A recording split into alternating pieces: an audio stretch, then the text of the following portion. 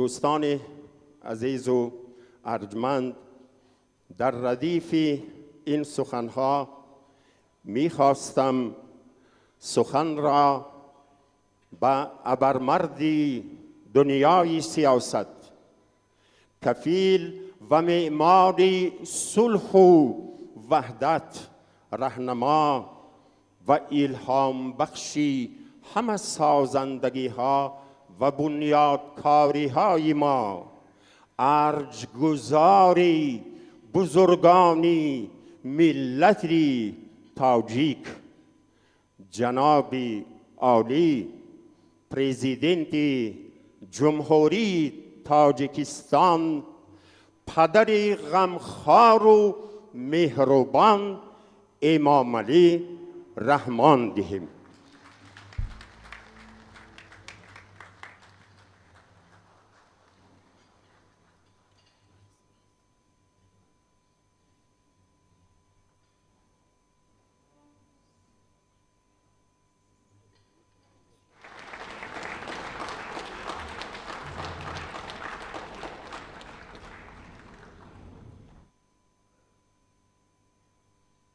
مهمانان ارجمند، خویش و اقربای گرامی، دوستان عزیز، من میدانستم که این روز برای من هم خرسندی است، هم به وحش آوردن تمام جسم و جانم را بسیار به لحظه بیدار کرده است که من پیشکی آمادگی خود را دیدم تا به احساسات داده نشوم. آرزوی مقدس هر یک پدر و مادر همین است که تا روزی خرسندی فرزندانش برسد.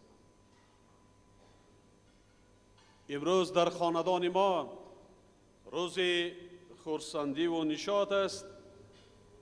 خداوند ما را به روز مراد هر یک پدر و مادر، یعنی خانه‌دار کردن فرزند رسانید و من هزارها مراتب شکرانه میکنم از خدای متعال. ما پسر کلانی امان رستم جان را با امید و آرزوهای زیاد خانه‌دار میکنیم و پسر عزیزمان رستم جان و کلین عزیزمان فاطمه جان را که حالا در نزد ما و شما حضور دارند، به زندگی مستقلانه فاتحه داده امید داریم که هر دویشان جفتی موافق باشند و قدم های کلینمان به خانه ما نیک و مبارک گردد. فرزندان عزیزم، شما باید دانید که زندگی پستی و بلندی ها دارد، بنابراین شما در همه حالت باید احترام یکدیگر را پاس دارید، تکیه‌گاه همدیگر باشید و در هر کار عائلوی با یکدیگر مصلحت و مشورت کنید. در آن صورت روزگار شما خوشبخت و با سعادت و زندگیتان پر نور و ضیا می گردد.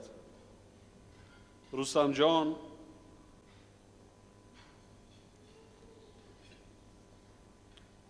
تو پسر کلانی پدر و مادر هستی. ما از تو امیدی بسیار داریم.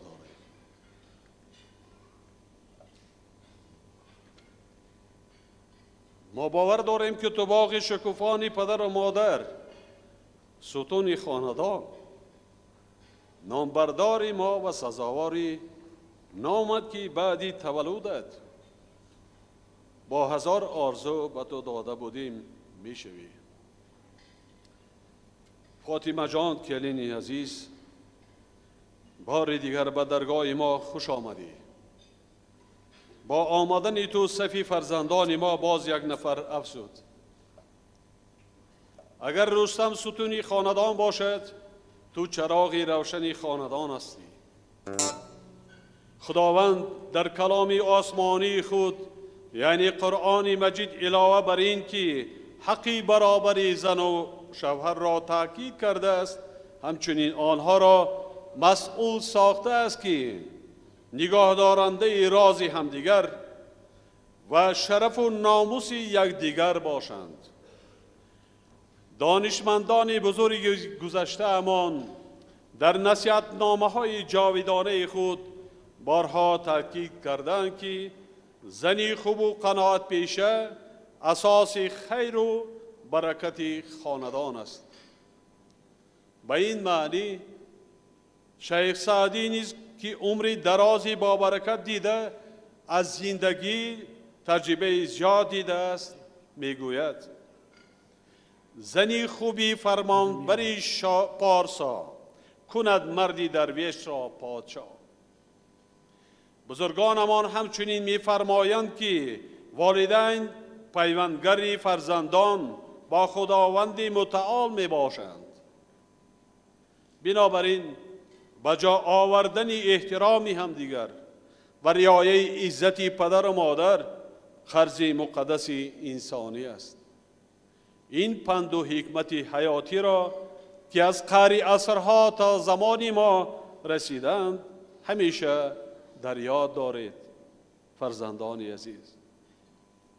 ما پدر و مادران و همه خویش و اقربا، یار و دوستان دائما در آرزوی خوشبختی شماییم و دعا میکنیم که همیشه تنصیحت و خانه آباد باشید، عمری دراز بینید و خداوند به شما فرزندانی صالح عطا فرماید.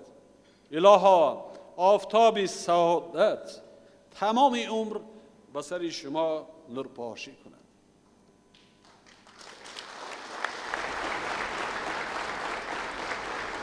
و بیهوده ما روز 28 را برای توی عروسی و دامادی انتخاب نکردیم.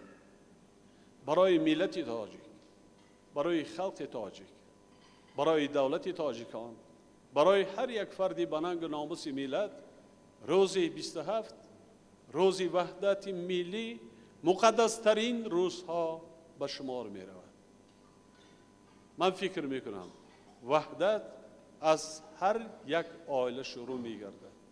وحدت بین یار و دوست، پیش از همه بین زن و شوهر، پدر و مادر و از آن جمله شما رستم جان و فاطمه جان. این بسیار یک رمزی تاریخی و آرزوی نیک و پدر و مادران است. در چنین لحظه های پر از نشاط از زبان شاعر می گویم نوبختی و نوشادی نوخانه مبارک باد، این طالع فیروز و فرزانه مبارک باد، از بخت جوان شاد و از دولت عشق آباد، این جان جوان ندرا جانانه مبارک باد. میهمانان ارجمند، به توی عروسی فرزندان ما که با آن در تاجیکستان عزیزمان باز یک عائله نو به وجود می آید، خوش آمدید. نور دیده تاجی سر، خوش آمدید. بگذار فرزندان شما نیست عروس و داماد شوند و همه تان مثل ما با آرزوی و هوس خود رسید. بگذار در هر خاندانی تاجیک نیست همیشه شادی و نشاط باشد، هر یک عائله نوبنیاد خوشبخت گردد و به روزگار خوش و با سعادت رسد. و چنانه که در اینجا برنده عزیز و مهربان ما اشاره کردند، در همان شب و روزهایی که ما جستجوی بعدی به دنیا هستی آمدن رستم جان برای نامگذاری کردم، من فکر میکنم که خطا نکردم. و این را بینید، هم رستم هم فاطمه نامهای تاریخی، بسیار نامهای اصیلی تاریخی ملت کهن بنیاد تاجیک را به خود گرفتند. و این هم مسئولیت بسیار بزرگ است که شما بر دوش دارید. با ننگ و ناموس باشید، بسیار با ننگ و ناموس باشید، زحمت کشید، عائله خود را انکشاف دهید. خدا کند صاحبی فرزندان و نبیرگان و ابیرگان و قفای کاسه برساند شما را. لیکن یک چیز را فراموش نسازید، هیچگاه حسوس نخورید، زحمت کشید. ما به دنیا هم خود از هوا نچکیدیم. زحمت کشید، مهنت کنید، صاحبی معرفتی بلند باشید، نه اینکه با پدر و مادر پیش از همه به ملت خود خدمت کنید، به وطن خود صادق باشید و خدمت کنید. همه حاضرین را خوش آمدید. خوش آمدیتان به سر دسترخوان ما، به خرسندی ما. خدا کند بار دیگر دعا میکنم که هر یکی ما شما را به چنین روزهای خرسندی و نیک رساند. بار دیگر تبریک میگویم. یک جهان تشکر.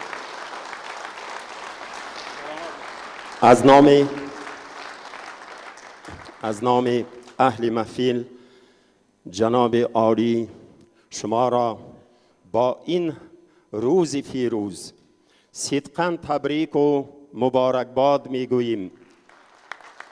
به مادران دلبند این بزم عروسی مبارکباد. به خداهای مهربان مبارکباد.